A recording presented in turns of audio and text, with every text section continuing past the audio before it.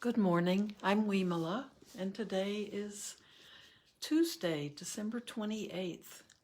It's a gray day today here in northern Illinois, and I think we're supposed to have quite a bit of snow today. So that'll be our first stickable snow if it happens. So everything changes day by day, and the weather is one of those things.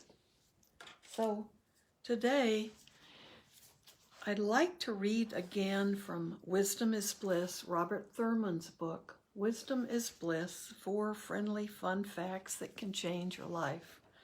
And he's essentially, this is his book on the 4 Noble Truths in the Eightfold Path. And he speaks from a Tibetan tradition, so I think it's very interesting the differences we see in his writing and our traditional writings and Theravadan teachers and the Pali Canon. And I think it's beautiful to see some of these differences, and some of it is just in the author, the author's style of writing.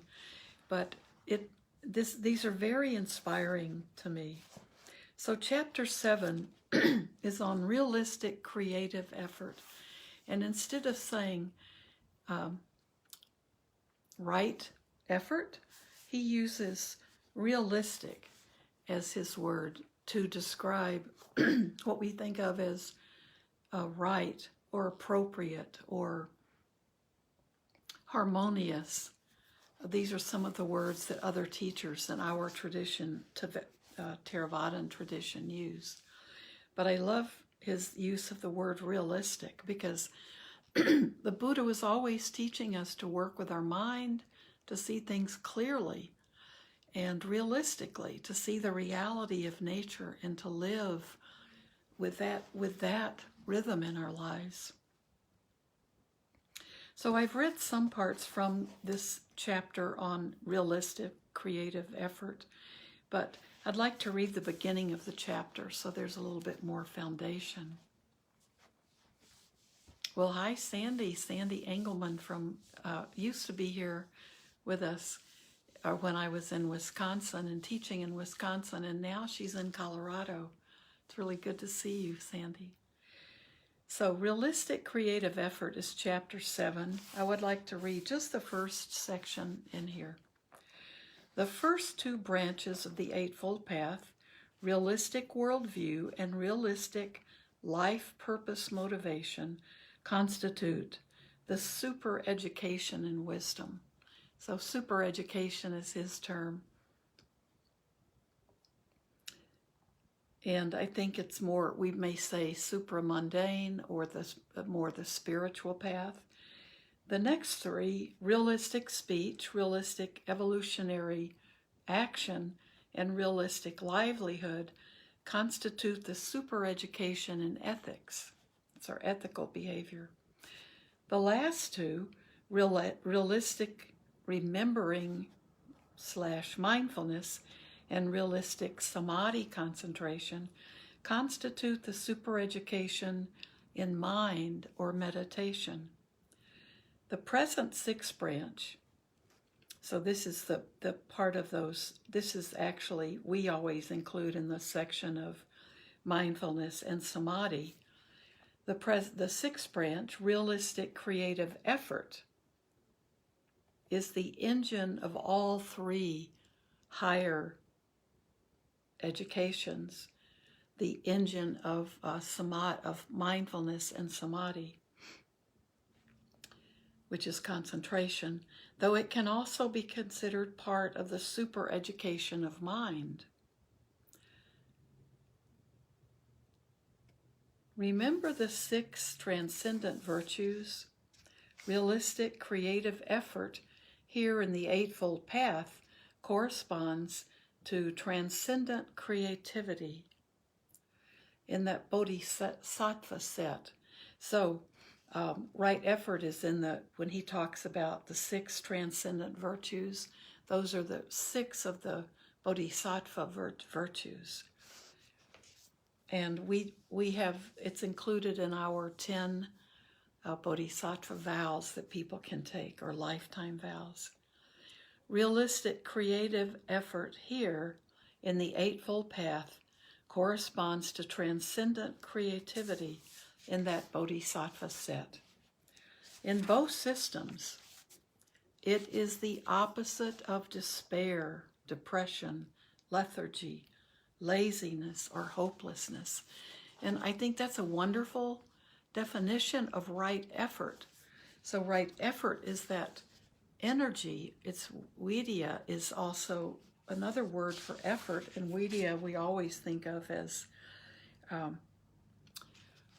energy. So vidya paramita is I think the Sanskrit for this creative effort, realistic creative effort. So it's energy with wisdom.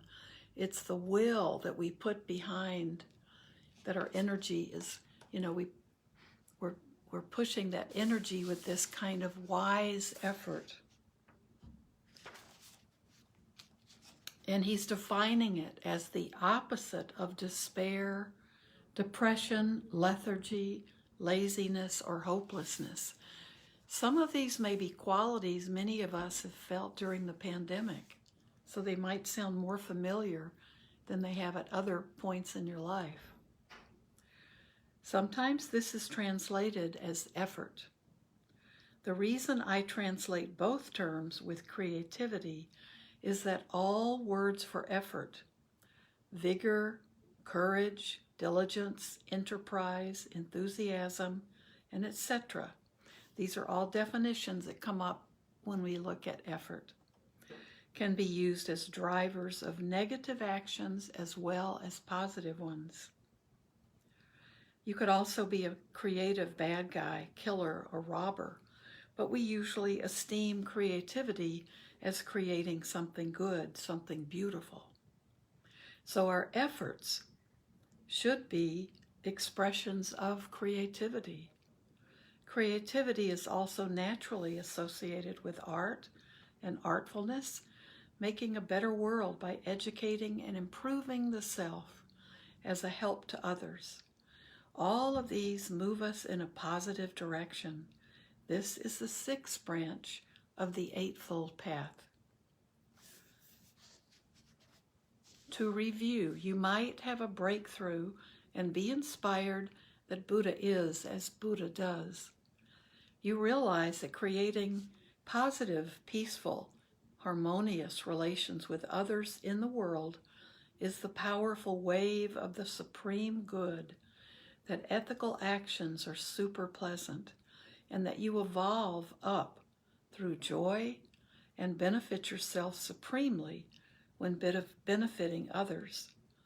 This also grounds you in the first three of those six transcendent virtues of generosity, justice, and tolerance, with their naturally resultant states of super joy, clear light transparency, and radiance.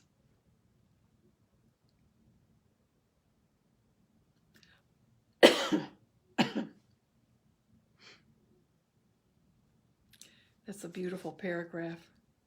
The super education and ethicality and justice follows naturally with realistic speech, realistic evolutionary action, and realistic livelihood. Excuse me. All three of these ethical branches are positive evolutionary actions in that they open your being and move you toward the fun of the infinite lifestyle. They become easy and practical since you don't want to have a way of living that harms others. I think I have fibers in my throat. You don't want to have a way of living that harms others or causes more turbulence in the world, because such turbulence distracts you from the peace of the mind devoted to the positive evolution of self and others. It is these steps that unblock the fountain of energetic creativity and courageous determination toward complete joy. The result is that we realize that our life is our art, that our art is the boundless love that is the will of the bliss reality, and that it overflows irresistibly and enfolds all others by kindling the inner bliss and beauty they may not have ever been consciously aware of due to the habitual and instinctual error of misknowing ignorance. I really like that he is talking about misknowing ignorance. You know, ignorance is, of the three poisons, we have greed and aversion, and then ignorance. And misidentifying ignorance is a real problem. We often think that what we think of as neutral in our feelings is often ignorance. We haven't understood subtly enough of what feeling is we're having in our body. So let me read that last paragraph again. It is these steps that unblock the fountain of energetic creativity and courageous determination toward complete joy. The result is that we realize that our life is our art, that our art is the boundless love, that is the will, it is the will of the bliss reality, and that it overflows irresistibly and enfolds all others by kindling the inner bliss and beauty they may not have ever been consciously aware of due to the habitual and instinctual error of misknowing ignorance. So there's one more small section in this. Creativity is essential to the good life. This sounds interesting, doesn't it? To start, though, we have to realize that creativity is essential to getting something done. In the Buddha's time, he wanted people to start a new way of life, to begin a scientific, psychological, and social ethical revolution. So he encouraged their creativity and mobilized their creative energy. Before he became Buddha, the Buddha-to-be Siddhartha, his initial creativity manifested as an explanation to his horrified father as to why he would not take his place on the throne as a king of the Sakya nation. He said something like this: I, Siddhartha, as king, could only preside over the ordinary, subsistent things. Instead, I'm going to seek the higher meaning of human life. My dear father, I will not succeed you as king, since I want to help my people and beings solve their real problems: suffering, sickness, old age, death. I think I can do it, so goodbye. I'll be back, but only when I really know what should be done.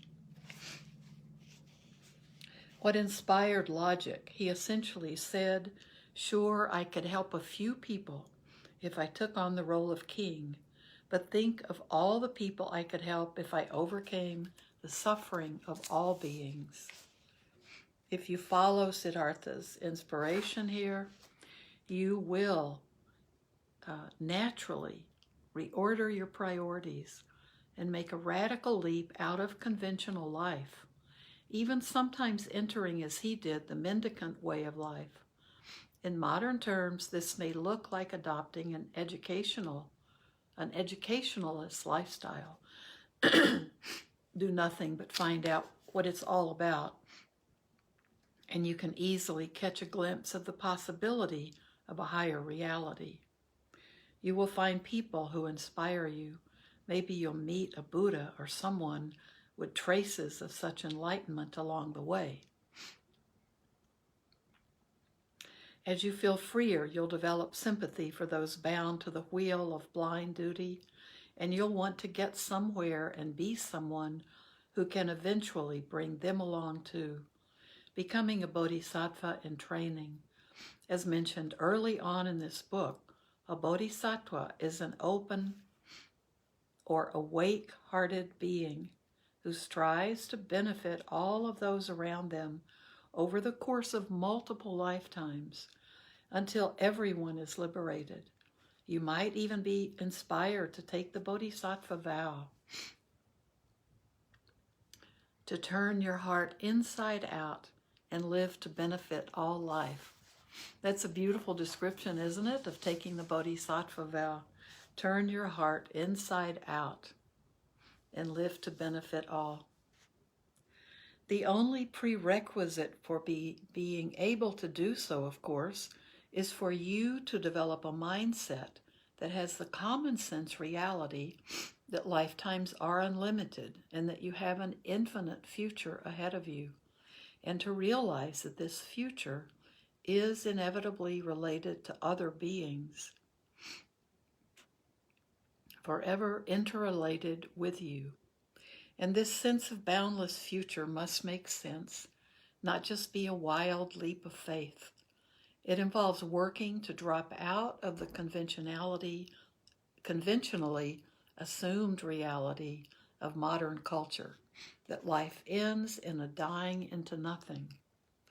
Period. Breaking free of such an attitude, that life ends in a dying into nothing, breaking free of such an attitude, even if it's subliminal, is what I call breaking free from the terminal lifestyle and the exuberant sense of freedom that receives you, supports your newfound infinity lifestyle. The belief that we just end at the time of death is the ultimate killer of creativity. The utterly irrational and unevidenced belief that something can become nothing is the doorway to despair. You must free yourself of that prison of nihilism to burst into the life energized by altruism, to find the bodhisattva will to optimize reality, to love everyone as much as possible, and to have them love you as you both become enlightened through wisdom, the doorway to creativity. We should all go there and do that before we contemplate too much and escape into artificial detachment. Within the bodhisattva realm, creativity is useful at all levels. So he's actually saying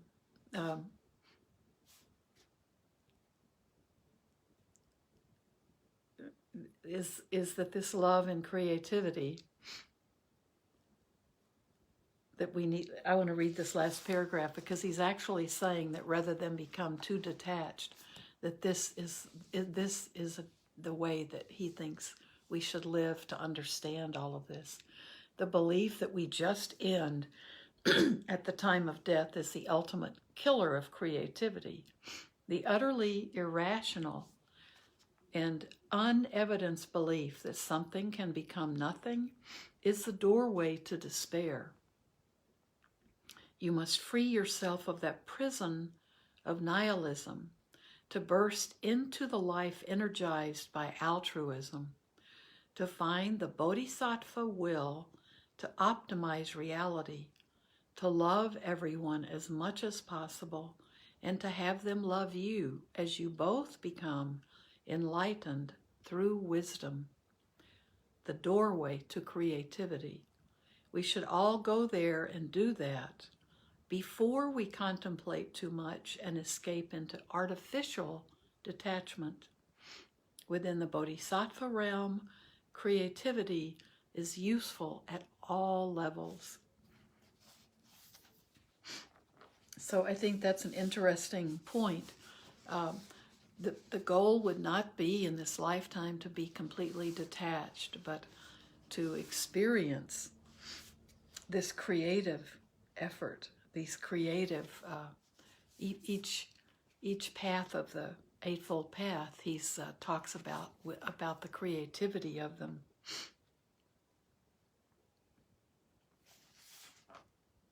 And then his next chapter is about Buddhist art. So I think that's enough for today till we can read more about that. But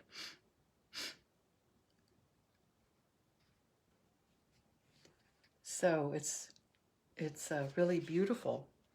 Even as the Buddha left the palace to seek the spiritual life and the answer to the problems of suffering, old age, and death, he's talking about that as a more creative approach to helping people.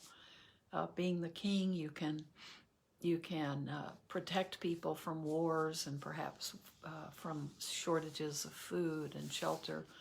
But he's talking about he wants to help them more deeply to solve their real problems: suffering, sickness, old age, death. Goodbye, I'll be back, but only when I know what should be done. So that is a more creative look at the real problem. So I think this is a beautiful chapter. So that effort, and he gives all of these definitions for vidya, what we call energy: vigor, courage, diligence, enterprise, enthusiasm. All of these meanings of the word effort. And they can be drivers of negative actions as well as positive ones. You can also be a creative bad guy. So he said we usually esteem creativity as creating something good, something beautiful. So our efforts should be expressions of creativity.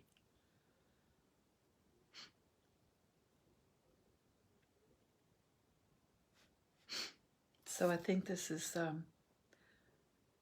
creating. Here's another example. You realize that creating positive, peaceful, harmonious relations with others in the world is the powerful wave of the supreme good, that ethical actions are super pleasant, and that you evolve up through joy and benefit yourself supremely when benefiting others.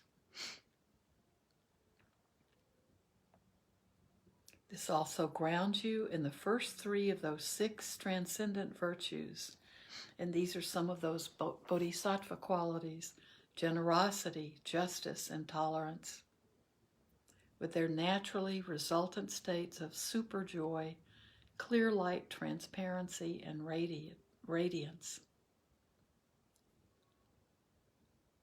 So when we talk about, we often use the term right effort. Bhante G talks about harmonious effort, and Robert Thurman calls it realistic creative effort. So that's the energy, that's our will, our vigor, the energy we put forward for things that we care about. So I love his words on that. It really, in the book group last night, we talked about the word vidya for energy, and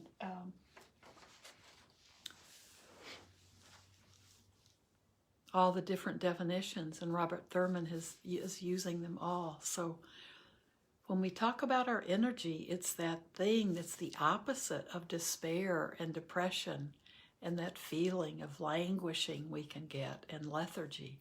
So I love these different ways of looking at right effort. It's much broader and a much larger part of the entire picture for all of us.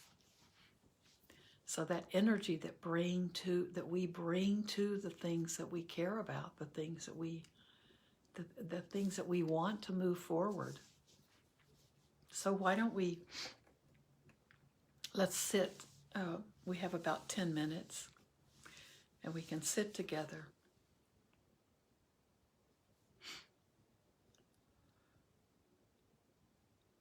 If we were looking at the feelings, if we scan our bodies and look at the feelings in our bodies, when we're doing pleasant, unpleasant, and neutral, that feeling of vidya, or effort, energy. We can look to feel that and see when we feel that kind of energy in our bodies. Not the depression or the despair or the lethargy, but that creative, realistic energy that we want to develop.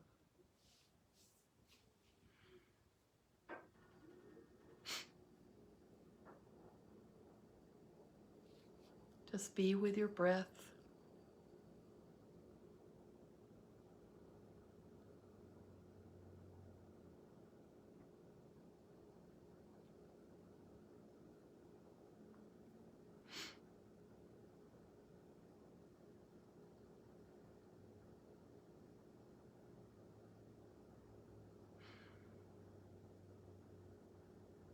And I think as we've been talking about right effort, harmonious effort, realistic, creative effort, it's a good time also to think of our metta practice, because this effort, this energy we put forward, at its best is loving other people, loving ourselves and loving others.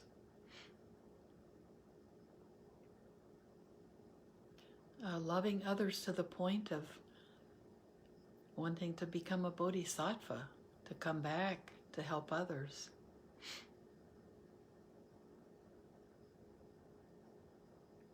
So why don't we practice metta? We want to begin always with ourselves. And if you have trouble loving yourself and feeling really open and nurturing towards yourself, you can just stay with this part of metta practice and stay here until you feel that you understand why it's so important to love yourself. And this loving kindness is a special kind of love.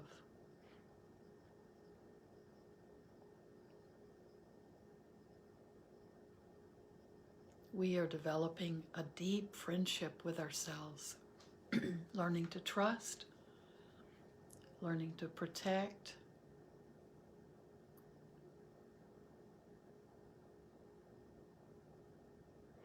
to want the truth for ourselves.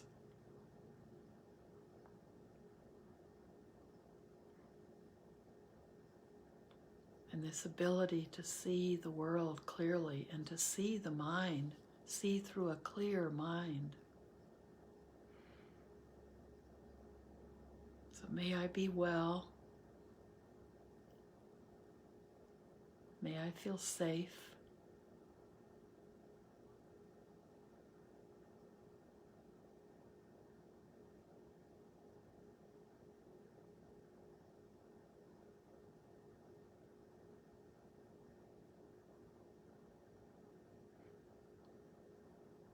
May I be at peace.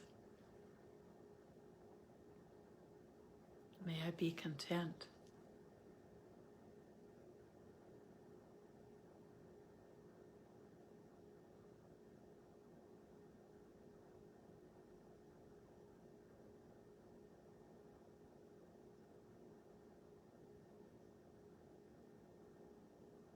May the energy that I put forward be done with this creative effort.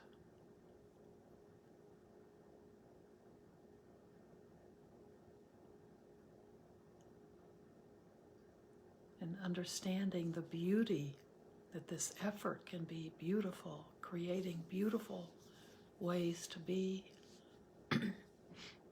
ways to live.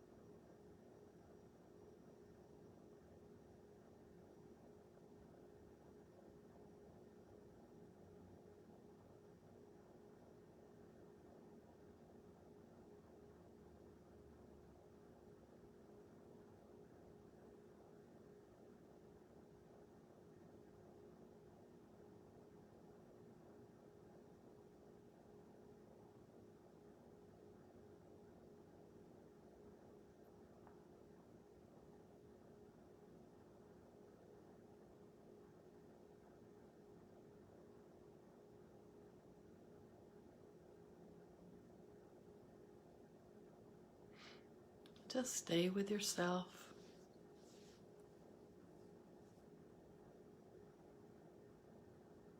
Sending those phrases of loving kindness to yourself.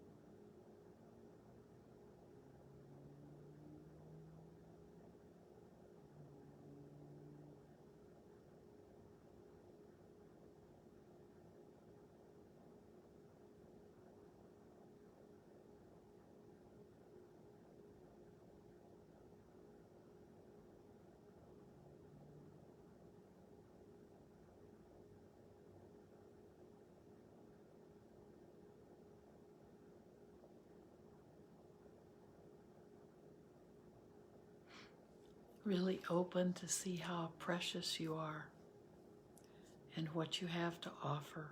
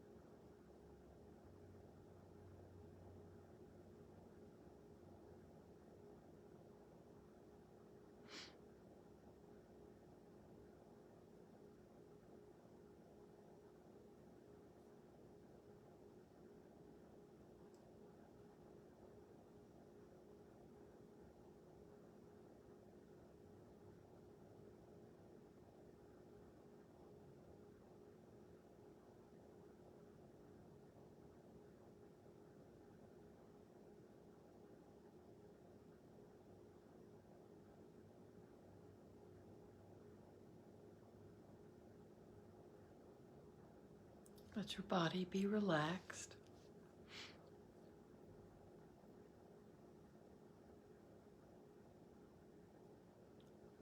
And now, because metta is an infinite quality, and we radiate out infinitely when we develop the quality of metta within. We know that the next steps, after we have that base with ourselves,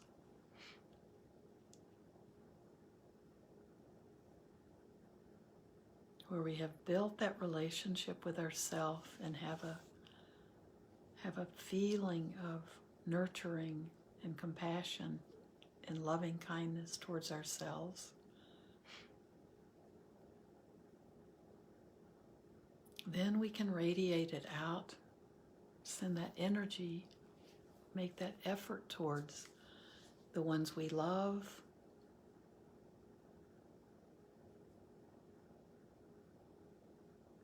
may all of our loved ones be well and safe.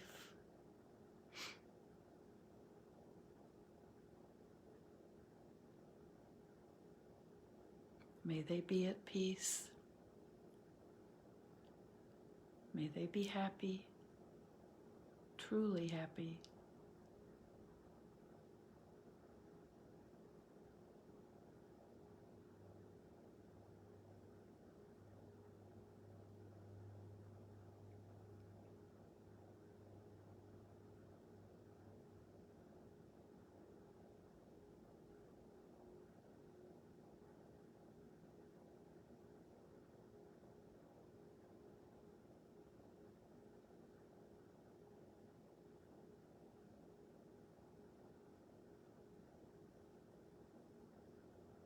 Then we can move out forward and think of the people who are strangers to us. We haven't met them yet.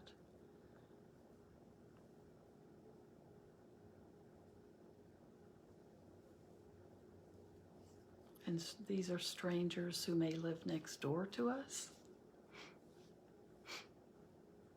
And we can extend it out to all the beings, all the human beings on this planet who are strangers to us.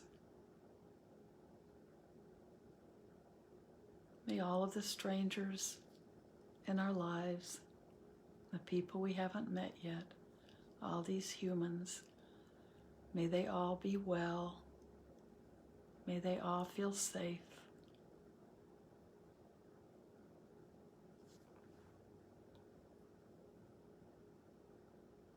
May they be able to take care of themselves or be well cared for, lovingly cared for. And may they find peace.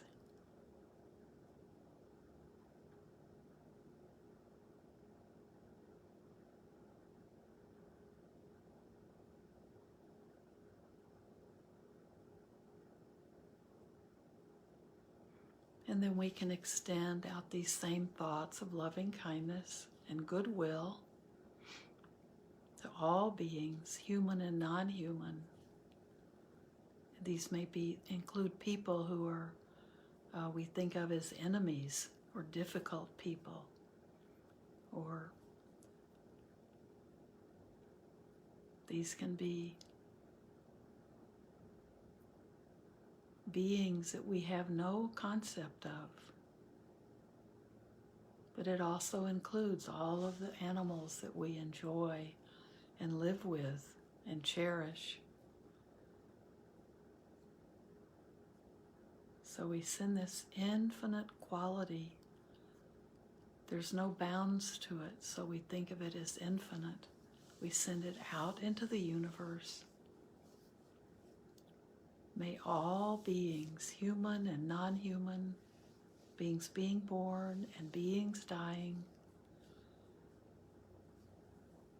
be free from suffering and its causes, free from fear and worry and anxiety, free from hunger and thirst and the extremes of the weather. May all beings be able to care for themselves and their loved ones, or may they all be cared for lovingly.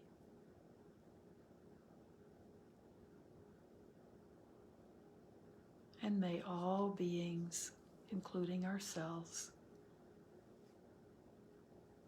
experience peace.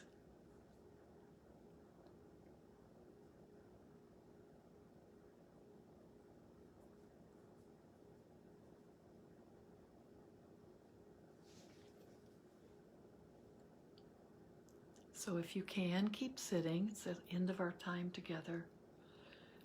And let's send merit. May everything we do and say and think not only be done for our own benefit, but also for the benefit of all other living beings. And those beings being born and those beings dying. So may peace be with you. May all of you be well and happy and peaceful. I'll be back on Thursday